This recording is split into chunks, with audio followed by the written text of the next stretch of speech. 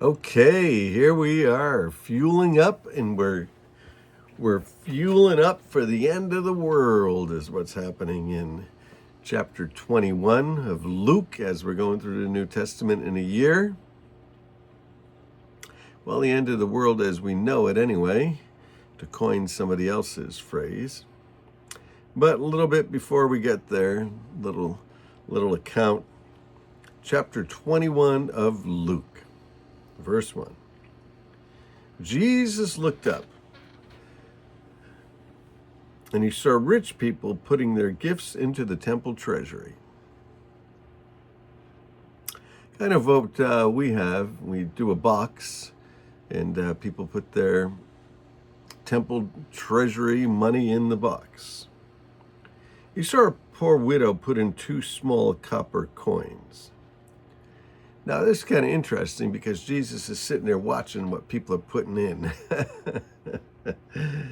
I guess he's watching what we're putting in too, isn't he? I mean, he's Jesus, and I guess he can be trusted to be the same all the time. It says that Jesus Christ is the same yesterday and today and forever. So if he was watching people then put their money into the temple treasury, he's watching people now. And truly, he said, truly I say to you, this poor widow has put in more than all the others. Although these people gave their gifts out of their wealth, but she out of her poverty put in all that she had to live on. Well, that was a big step of faith, right? To take everything that you had and put it in the treasury, give it to the Lord. I suppose she was believing that God was going to take care of her from that point on, even though she gave all that she had to live on, and she didn't have much to live on anyway. And so how is it that she put in more? Well, Jesus said these guys, they gave out of their wealth some percentage, but this lady gave everything. This lady gave everything. Amazing thing about this lady is we're reading about her 2,000 years later.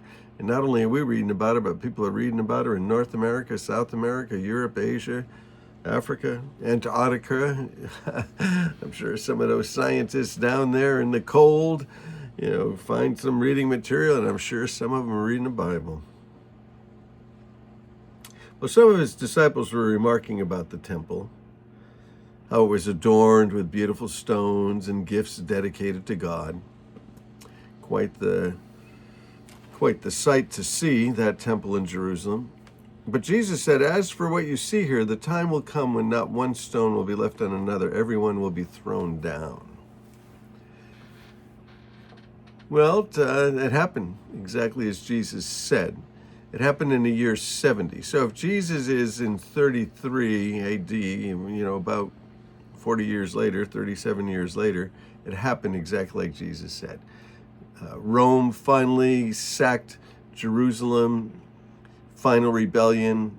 The Jewish people were always bucking up against Rome, and they give one final try, and Rome crushes them, destroys the city of Jerusalem. The temple comes down, and the Jews are scattered all over the planet for 2,000 years. Came back together in 1948. And teacher, they asked, when will these things happen, and what will be the sign that they're about to take place? Well, that's the question they asked. When would that happen to the temple? And Jesus gives a much larger answer. And he replied, watch out that you're not deceived.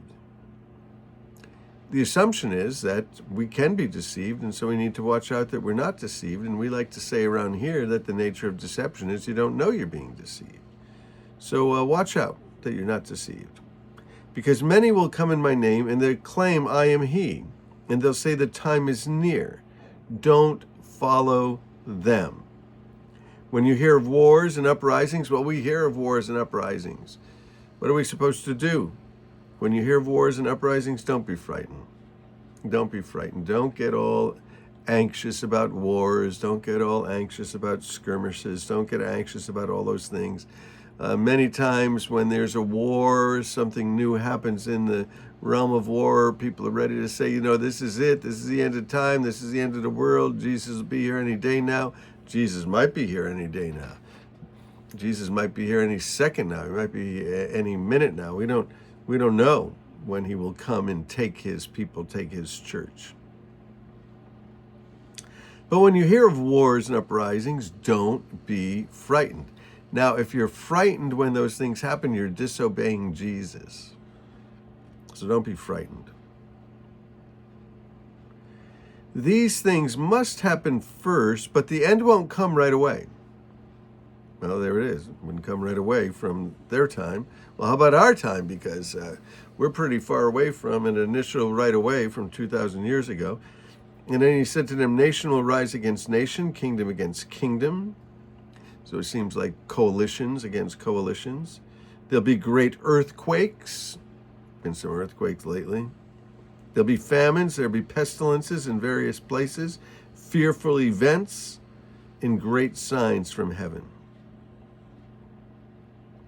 Well, that's going to happen. But before all of this, they'll seize you and they'll persecute you. They'll hand you over to the synagogues, they'll put you in prison, and you'll be brought before kings and governors, all on account of my name. Wow, pretty interesting.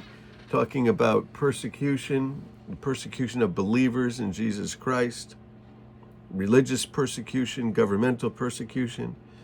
And out of that, some people will get to share Christ in the gospel before kings and governors. Well, this is what happened to the Apostle Paul. When Ananias laid hands on him and prayed for him, the Lord said, I'm going to show him how many things he must suffer for my name's sake. Now, maybe nobody told you that when you came to Christ. The Apostle Paul, he knew right from the beginning that he was going to suffer for his name's sake, and that he would share the gospel before the Jewish people and before the governors, and Paul did it. Paul did it. Read the book of Acts. And you will bear testimony to me there. And so that's all we need to do. We don't need to have all kinds of fancy answers. All we need to do is be able to share a testimony.